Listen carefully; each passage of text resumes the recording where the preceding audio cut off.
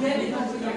Angoulême peut-être. Angoulême et Vampognac, en ce moment, il y a 50 paniers à peu près par semaine. C'est ça, il semblait bien. Ouais.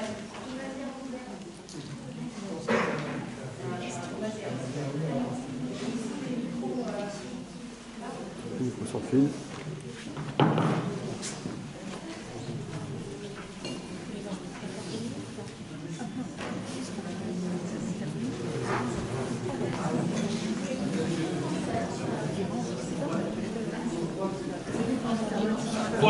Pour les questions, ce qui peut être assez important pour nous tous, c'est que d'être assez court dans les questions pour que tout le monde puisse poser les questions. Et j'essaierai moi aussi de me l'appliquer à moi-même et d'être assez court pour donner des réponses et qu'on ait vraiment le temps d'interaction. Une question rapide. Qu'est-ce que vous pensez des systèmes d'osmose inverse à la maison, en domestique? En fait, ça c'est alors, nous moi je suis élu, et je suis là pour le bien commun et pour que tout le monde ait le même droit. Et j'ai du mal à répondre à cette question parce que répondre à cette question, c'est vous avez de l'argent, vous mettez un système, vous n'en avez pas, vous ne le mettez pas. Et donc cette inégalité, pour moi, elle n'est pas possible. C'est la première des réponses. La deuxième, c'est finalement ce qui est important, ça va être aussi l'alimentation, comme je l'ai dit. Donc avant tout, notre alimentation. Et en deuxième, c'est vraiment, il faut répondre, il y a des systèmes qui peuvent être efficaces. En termes de polluants, ça marche bien. Nous, on a eu un collectif de parents dans une commune où il y avait 22 communes avec les parents qui manifestaient pour la qualité de l'eau. Ils voulaient mettre une fontaine, on a fait des mesures. Ça peut très bien marcher. Le seul problème, c'est que souvent, c'est pas efficace en termes de quantité. Donc, pour produire 1 litre chez vous, vous allez utiliser 3 à 10 litres d'eau. Donc, l'impact écologique, il est loin d'être négligeable, en fait. C'est 85% de rendement, vous disiez tout à l'heure. Ah, dans nos usines. Oui, d'accord. Dans nos usines, où là on est taqué sur la technologie, mais dans les systèmes qu'on vous vend, regardez les rendements. C'est pas forcément cela. Donc voilà, pour moi. Mais ça va être trop moins cher que d'acheter de l'eau en bouteille. Oui, mais l'eau au robinet, elle est quand même de qualité. On est transparent, c'est pas pour vous faire peur. Mais l'eau du robinet, franchement, par rapport à vos. J'aurais pu vous montrer les données dans l'air. Dans l'air, ici en Charente, il y a des endroits en prosulfocarbe, vous dépassez ce que vous avez droit dans l'eau potable. Hein. Donc on va mettre des moyens considérables sur l'eau. Je pense que c'est collectivement qu'il faut travailler sur l'eau. Parce qu'on va vers cette société, je l'entends constamment.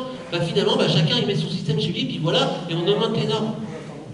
C'est complet, mais je comprends la question, évidemment importante. Voilà, pour ma question, vous avez l'air de...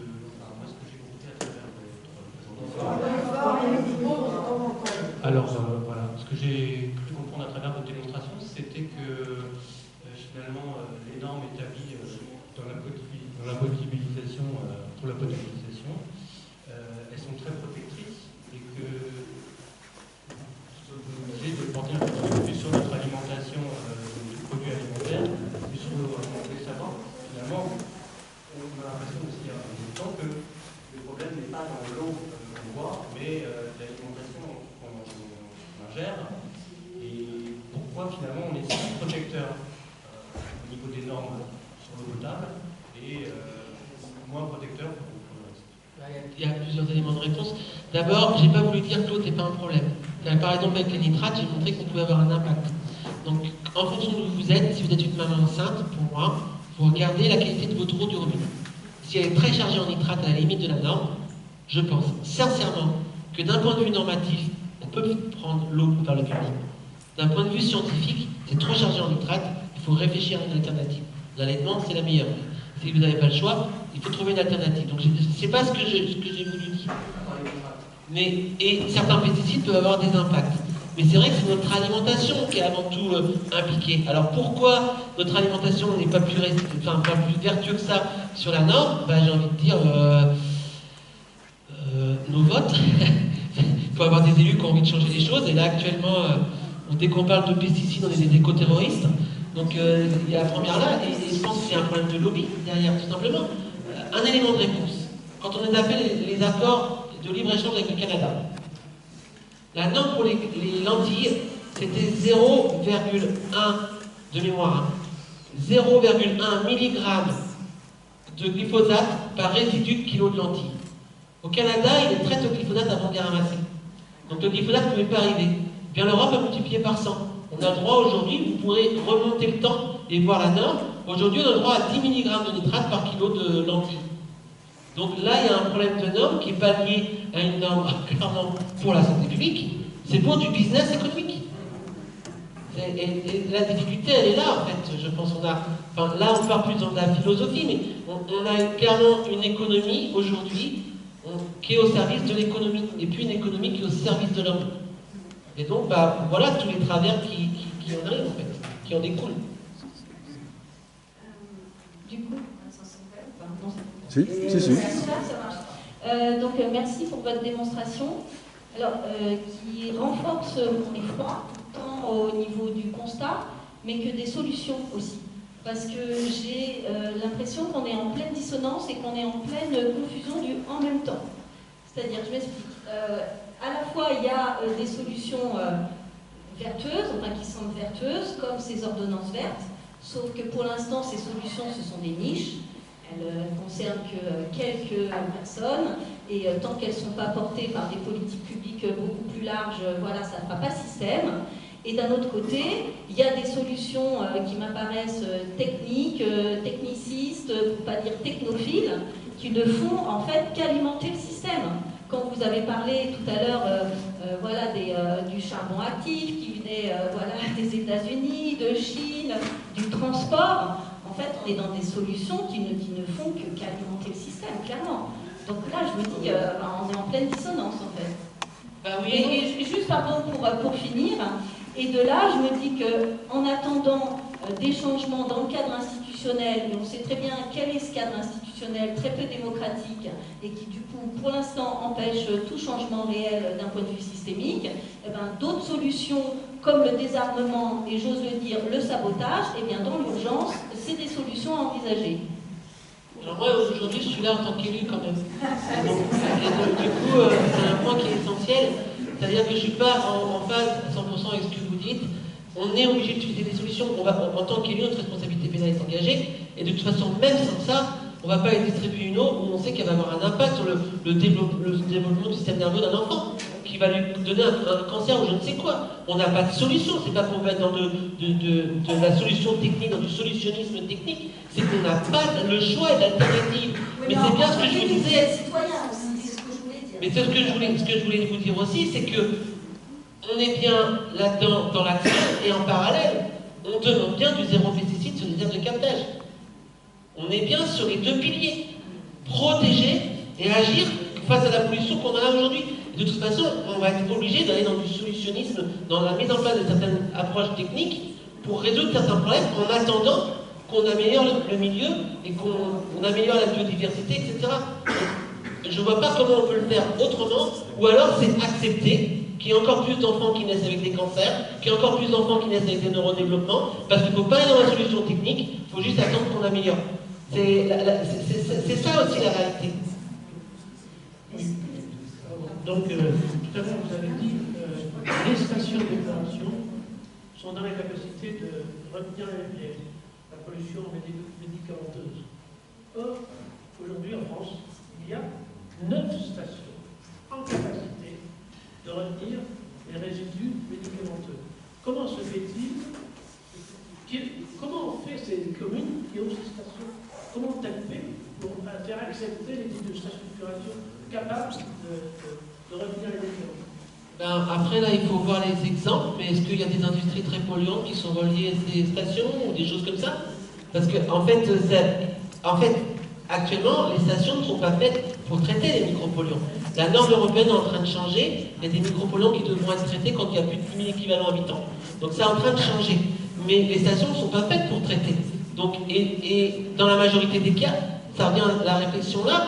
Plutôt que de vouloir mettre une station qui est là pour traiter, arrêtons de mettre des produits qui apportent des choses qui sont absolument pas intéressantes dans tous les jours, dans notre vie de tous les jours. Quand on a un pot de peinture qui est terminé, on peut voir des gens qui vont mettre à l'évier. Un reste de médicaments, on va mettre à l'évier. Donc ça veut dire qu'on voit bien qu'il faut que nos stations soient efficaces, mais il faut bien agir aussi sur le collectif pour comprendre que les stations ne sont pas faites pour traiter les polluants. Mais en attendant, on est bien obligé de traiter la pollution. Et ça, par contre, ça aura un coût écologique qui va être extrêmement important. Il faut l'avoir en tête. Et on voit les débats, hein, quand on regarde par exemple ce qu'a fait Haute-Paris, Paris avec la Seine, améliorer les traitements, toute la critique nationale qu'on a eue sur l'argent gaspillé pour que la Seine soit navigable, mais au-delà qu'elle soit navigable, on est tout le temps sur la para. C'est surtout qu'on a empêché d'avoir plein de polluants dans la Seine et qui vont aller aux copains qui vont faire de l'eau plus loin. Et rien que là, on voit toute la critique au niveau national. Donc c'est vrai que c'est des questions de fond difficiles à résoudre en fait. Vous avez parlé des aires de captage. Est-ce que dans votre plan, vous avez fait des choses particulières?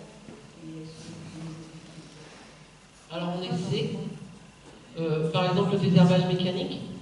On finance le désherbage mécanique jusqu'à 3 passages à l'hectare. Donc c'est 40 € par passage. Il y a différents plans d'action qui sont mis. Et une autre chose qu'on est en train de faire, c'est qu'on a un captage qu'on est en train de protéger avec un nouveau puits. Et là, on a demandé du 0 pesticide sur les aires de captage. Et en contrepartie, on a proposé 3 millions d'euros d'indemnité. Bon, ben, on a un refus, alors qui peut se comprendre sur certains aspects. C'est que si vous donnez par exemple 400 000 d'indemnité et que c'est terminé, il n'y a plus de pesticides, il y en a à peu près 50% qui repart aux impôts parce que l'agriculteur va être imposé. Donc forcément, ça va être un frein. Et puis après, on a des freins institutionnels. Ça veut dire qu'on a déjà déposé le dossier plusieurs fois et il est revenu en nous disant qu'il n'était pas bien rédigé, qu'on n'explique pas assez bien comment on va soutenir l'agriculture. Et en gros, on nous demande de revoir nos positions et de ne pas être sur du 0 pesticide.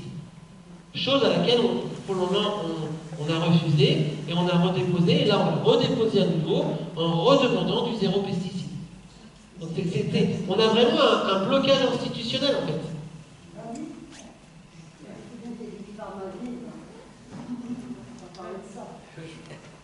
C'était sur les aires de captage aussi. Est-ce que ça modifie à quel niveau la diminution des polluants dans l'eau quand on préserve l'aire de captage? Ah, c'est intéressant. En fait, aujourd'hui, les hydrogéologues ils sont capables de modéliser les captages. Alors ça va dépendre, il y en a qui sont plus ou moins gros, mais on est capable de vous dire, voilà, le puits qui est ici, l'eau qui arrive, elle peut venir de jusqu'à là. Et on est capable de vous dire le temps qu'il va falloir pour qu'elle vienne jusqu'à là. Donc ça, on est capable de modéliser, c'est comme ça qu'on va définir nos aires de captage. C'est pour ça que je disais aussi qu'on est rentré dans la guerre de l'eau, parce que pour modéliser, on a aussi besoin de savoir, de connaître quels sont tout ce qui est pompé sur une nappe, quels sont les volumes réellement pompés, etc., pour suivre les niveaux et modéliser. Et on sait pertinemment que dans certains endroits, la taille des nappes est sous-estimée parce qu'on ne nous a pas déclaré les vrais volumes de pompage. Parce qu'il y a des clés de répartition ensuite par rapport à l'eau. Il y a des clés de répartition, tant pour l'agriculture, tant pour l'eau potable. Donc si on découvre qu'il y en a un qui pompe beaucoup plus que l'autre, la clé de répartition n'est plus la bonne, et du coup, ça peut aussi faire que l'aire d'alimentation de captage n'est plus bon, et qu'on doit réévaluer en agrandissant, donc des nouvelles contraintes. Donc vous voyez bien tous les enjeux, là, face à lesquels on a affaire. Mais ça veut dire quand même qu'on est capable de modéliser, et que si on applique plus sur cette nappe, on devrait être capable d'améliorer la qualité. Mais ensuite, tout va dépendre de la nappe. Vous avez, dans les eaux de surface, j'ai un secteur, le secteur de Pornic, on avait des problèmes avec les molécules, on a travaillé avec les agriculteurs qui sont top sur cette nappe, qui sont investis, en bio, pas en bio, mais ils sont tous investis. Les molécules qui nous posaient problème ont quasiment toutes disparu. Mais parce qu'on était sur une autre surface, où c'est très réactif. Et puis vous avez des nappes qui font 20 ans, 40 ans, 100 ans. Ben là, même si vous arrêtez aujourd'hui, dans 100 ans, vous verrez les polluants qui ont été utilisés aujourd'hui. Donc c'est toute la difficulté, et rajouter à ça, ce que je vous ai expliqué tout à l'heure, ce qui va arriver par l'air et les nuages. Toutes mes excuses. J'ai deux questions, et la deuxième, c'est pour M. Christin. Devant, les 9 stations d'épuration qui traitent les micropolluants, en fait, si vous pouvez me les citer, parce que je ne les connais pas. Non, je ne connais pas. Je sais qu'il y a des listes de 9 en France. D'accord, parce que j'ai beaucoup travaillé dans des stations d'épuration et clairement je ne suis pas capable d'en citer. La deuxième question, très très simple, le coût pour mesurer une seule molécule de pesticide. Alors ça dépend. Vous avez vu l'empreinte que je vous ai mis là, avec les 4 000 € l'analyse. 4 000 € le point, celui-là. C'est un coût astronomique. Ça c'est clair. Et après, les dosages peuvent varier de...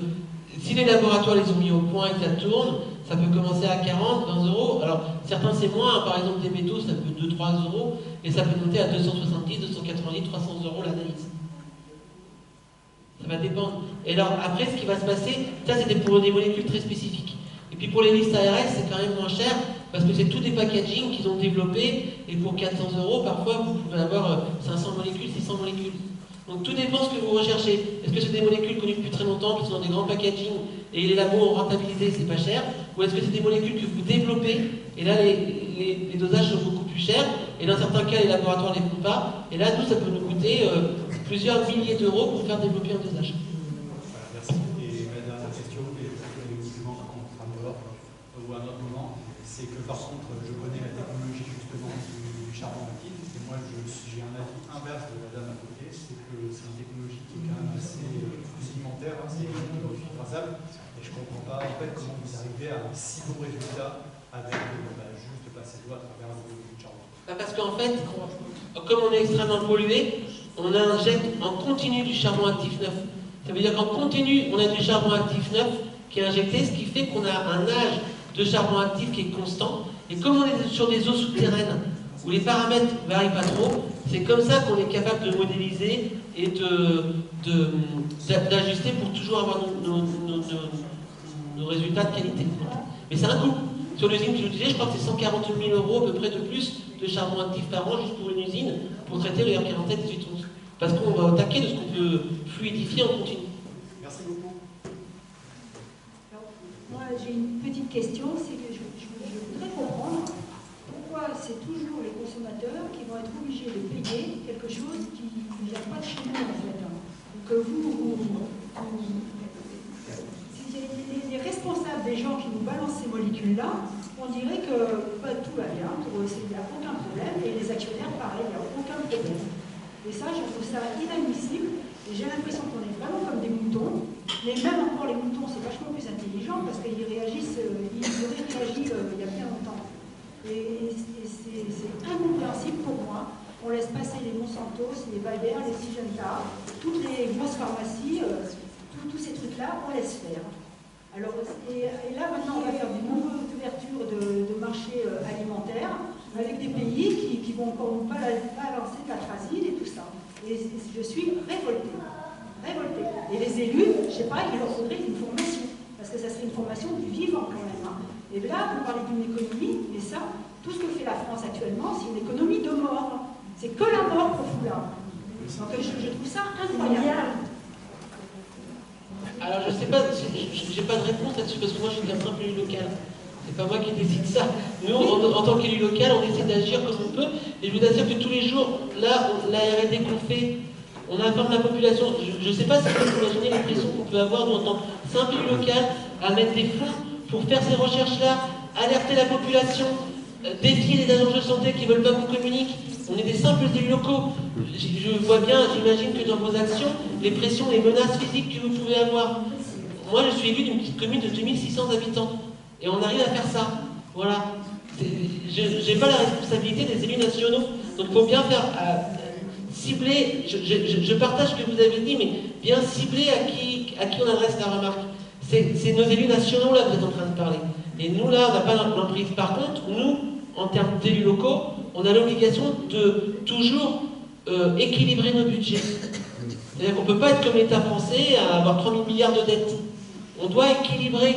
Et quand on calcule le prix de l'eau, eh bien oui, c'est le consommateur qui paye parce que c'est la seule levier qu'on a de modifier le prix de l'eau pour pouvoir lui assurer une autre qualité. Et un point qui est essentiel dans le prix de l'eau, c'est pas l'eau qu'on fait payer, c'est le service, c'est nos 10 000 km de réseau et c'est tous les traitements qui vont derrière. Et je suis d'accord, la question qui doit payer, en tout cas nous, élus locaux, le seul levier que l'on a pour équilibrer le prix de l'eau, pour équilibrer, c'est le prix de l'eau et c'est le consommateur. Et c'est au consommateur aussi de faire connaître qu'il n'est pas d'accord. Mais ça, nous, en tant qu'élus, on bataille pour ça, on le fait. Hein. En nom du zéro pesticide, etc., on y va, mais on n'est pas écouté. Et j'ai oublié aussi un truc. Non, c'est ça pour moi. Mais après. Vas-y, Dominique.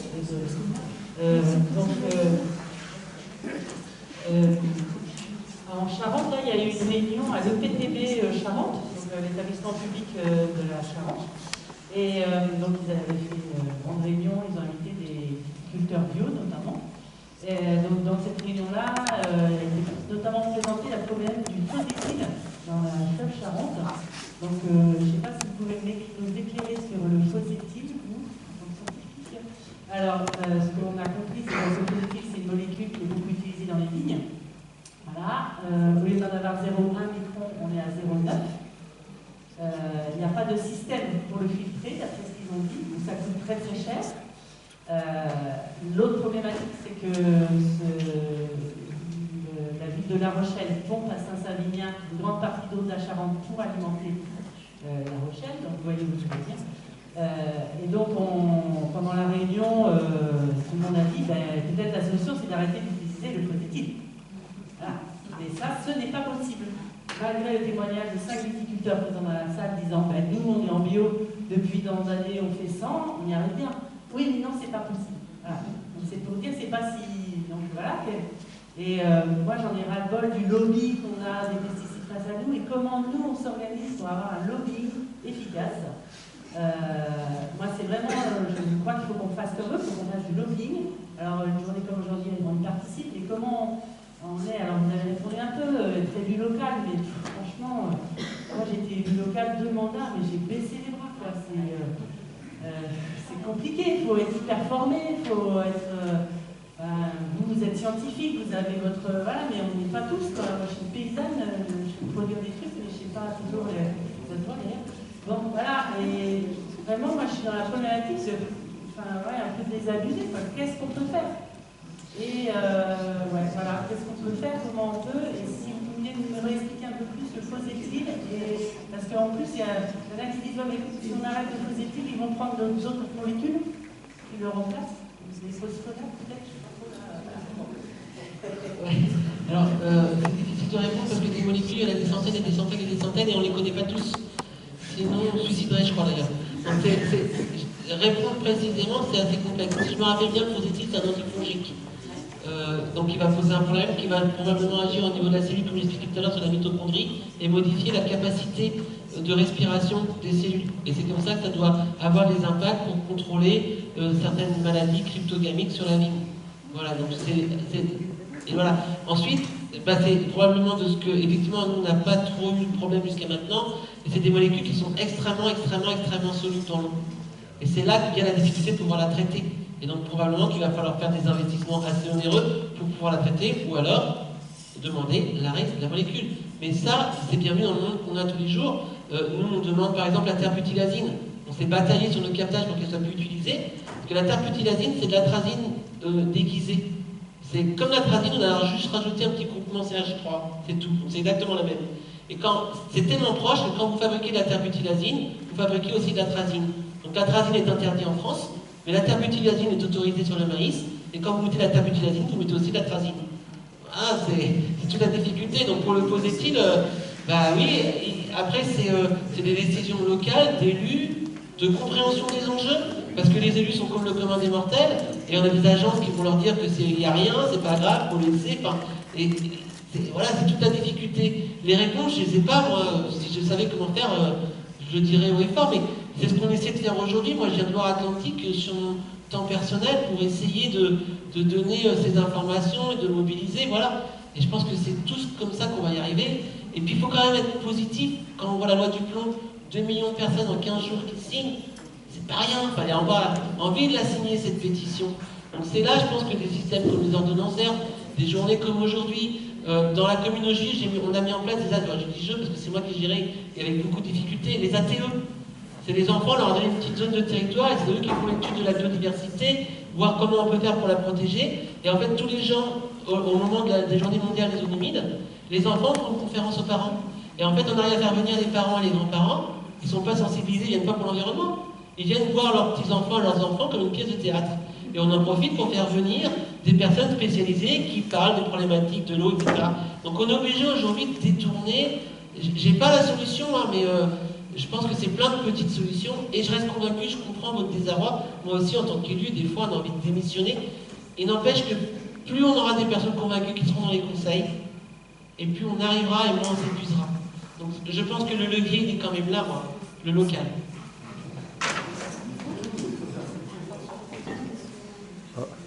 Encore là-bas.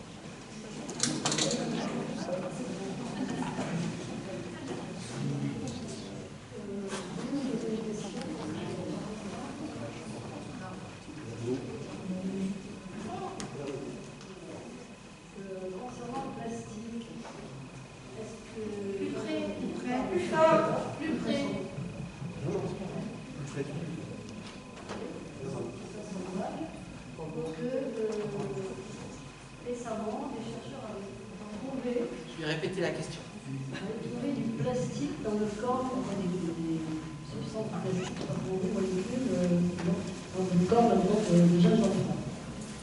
La question était, des scientifiques auraient retrouvé des plastiques dans le corps des jeunes enfants. En fait, effectivement, il y a plusieurs études aujourd'hui qui démontrent qu'on retrouve des micros, des nanoplastiques. Le plastique, quand il va être mis dans l'environnement, il va se dégrader.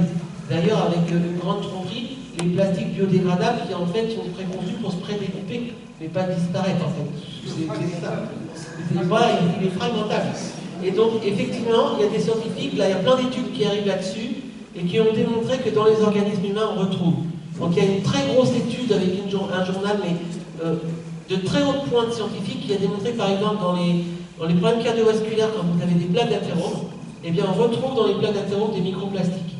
Et plus il y a des microplastiques, le risque de rechute est beaucoup plus important. Le pronostic est très mauvais. D'autres ont montré que depuis les 20 dernières années, on a une augmentation exponentielle des taux de plastique dans le cerveau des individus. Donc si vous regardez le cerveau d'une personne qui a 20 ans, eh bien, à la même âge, 20 ans plus tard, il y a beaucoup plus de plastique. Et ils ont retrouvé que chez les personnes mortes de démence, il y avait des taux de microplastique dans le cerveau qui étaient absolument hallucinantes. Et ça dépasse parce que souvent on est centré sur l'homme. Il y a des études qui sont en train de démontrer aussi qu'on retrouve des microplastiques dans les plantes, dans notre chaîne alimentaire et dans les plantes. Et ces microplastiques pourraient altérer, là la recherche est en train d'être créée, pourraient altérer nos capacités de l'immunité, système immunitaire par exemple, de capacité d'oxydation, d'oxydoréduction. Et bien tout ça, ces capacités-là, on les retrouve également dans des plantes. Elles ont des mécanismes de défense, elles ont des mécanismes d'oxydoréduction. Et ce qu'on est en train de démontrer, c'est que dans les plantes, on retrouve aussi ces microplastiques. Et c'était mon introduction où justement la santé planétaire était aussi compromise, parce que la capacité des plantes peut être compromise par la présence de ces microplastiques. Voilà, c'est pour ça que moi je vois les problèmes à l'échelle locale, mais aussi à l'échelle planétaire. Je ne peux pas m'empêcher de penser à toutes ces multifonctions qui finalement sont en train de nous détruire. Mais vous, comme moi, n'a pas d'impact à l'échelle planétaire, mais en local, on peut en avoir une. Je suis d'accord. Et par effet ricochet, en local, c'est ce que tout le monde travaille. Moi, je suis 2600 habitants de la petite commune, élu dans le syndicat pour 500 000 personnes, et on travaille avec les députés, on essaie d'avancer en fait. Et on répond à toutes les sollicitations de presse, etc. Et par effet ricochet, on peut y arriver. Donc, vraiment, la solution locale, je pense que c'est le levier le plus puissant en fait. Je voulais prolonger sur les plastiques. C'est pas lié directement à l'eau, mais moi je travaille dans une association, on fait de la prévention des déchets, on s'adresse aux citoyens, mais en réalité sur les plastiques, il y a des solutions techniques pour les remplacer, les plastiques. Et c'est un enjeu économique tel, Total investit des milliards en Arabie Saoudite pour fabriquer des plastiques, pour inonder la vie. Et donc je pense que là, il faut interdire, il faut arriver que dans les politiques publiques, on interdise les plastiques. Sinon, si vous allez au supermarché, vous pouvez choisir que les produits les moins chers sont sous plastique. Voilà. Et moi, je suis plus local. Et donc, je me dis, localement, eh ben, on va agir, on va être élu dans une commune, et on va faire une cantine scolaire dans laquelle il n'y a pas d'emballage, on va acheter du bio et du local, et on va faire des goûters scolaires, comme on a fait dans la commune, on va mobiliser des subventions européennes, et on passe de 2 éléments dégueulasses industriels à 3 éléments achetés dans notre arnaque locale, produits en local, sans coût supplémentaire à la commune parce que c'est des subventions européennes, parce qu'on va mettre en place des ordonnances vertes où on va sensibiliser les personnes et ils vont consommer différemment. Voilà, moi je reste à la hauteur sur laquelle je peux agir. Le local, vous voyez qu'il y a plein de leviers d'action locale. C'est très bien, mais le colibri, il a des limites. Mais l'un n'empêche pas l'autre, non?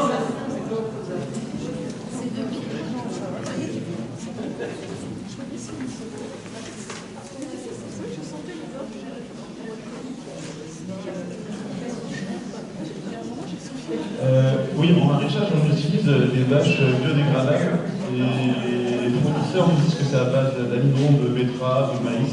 Mais je voulais savoir si c'était vrai, parce que l'hiver de dire que c'était des bullshit alors. Je ne peux pas vous répondre, je peux pas vous répondre, il faudrait voir la vache, je ne peux pas, c'est possible, hein, peut-être que c'est tout à fait possible, je sais pas. Scientifiquement, j'ai pas la réponse. Je me permets de poser une question. Donc on a une problématique de chlorothalonil en Charente, notamment. Et donc, le fameux métallique numéro 1 le plus connu qui est passé de pertinent en non pertinent, donc avec un seuil d'alerte à 0,9 microgrammes. Avec un seuil d'alerte à 0,9 microgrammes par litre. Et j'ai cru voir dans la littérature qu'il y avait un deuxième métabolique qui était à l'étude. Je ne sais pas s'il va être considéré comme pertinent ou non pertinent celui-là. Alors, il y en a un qui est déjà pertinent, si je me rappelle bien, c'est celui qui est avant le R47-1811, mais qu'on ne retrouve pas trop. Et il est clair qu'il y en a d'autres. Oui, il y en a d'autres. Je vous ai montré le fluconazole. Et alors, effectivement, il me semble qu'il y a un syndicat qui travaille là-dessus. Nous, on n'a pas de laboratoire interne, donc on travaille avec des entreprises qui peuvent le faire. Et il y a un grand syndicat en France qui a un laboratoire interne, et il me semble effectivement qu'ils sont en train de travailler sur le nom métabolique. Donc la solution pour nous, ce serait de changer notre méthode de traitement, éventuellement avec des... La solution pour traiter le chlorothalonique, de toute façon, il est interdit. Le métabolique, il est interdit, donc oui, il n'y a plus que les solutions de traitement, en fait. Mais avec des coûts qui sont assez puissants, assez forts. Mais oui, c'est la seule solution. Clairement.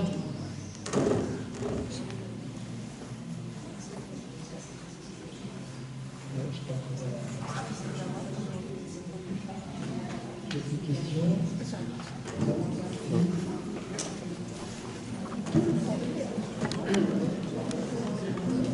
Oui, bonjour, moi j'ai te poser une question. On voit là sur ce plan que le IAEP, exactement sur le sage, est-ce que des gens comme vous on devrait créer une liaison entre vous et le ministère, en fait, que vous soyez directement en relation avec le ministère? Voilà, c'est une question de fond.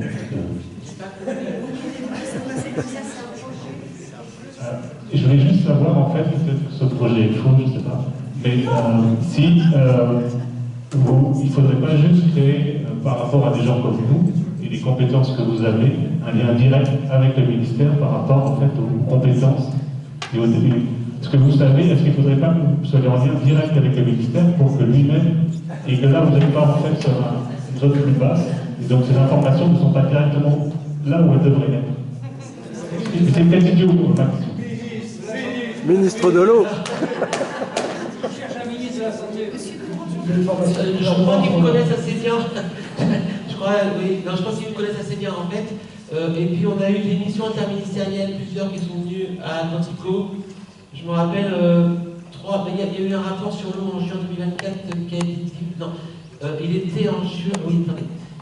Il a été publié en juin 2024, mais sous censure par le gouvernement, et c'est le média Contexte qui l'a publié en novembre, et qui du coup, ensuite, qui a été obligé, l'État, de publier publiquement. Et en fait, je me rappelle, les 3 inspections, mais vous vous rendez compte que vos résultats, ils remettent en cause le discours public? Ben oui, mais c'est la science. Voilà. Donc on était, mais par contre, rassurez-vous, on est en contact direct, quand même, avec l'industrie, puisque, pour la petite histoire, quand on a alerté sur le chlorothalonil, février 2023, on envoie à la préfecture, à l'ARS, un courrier.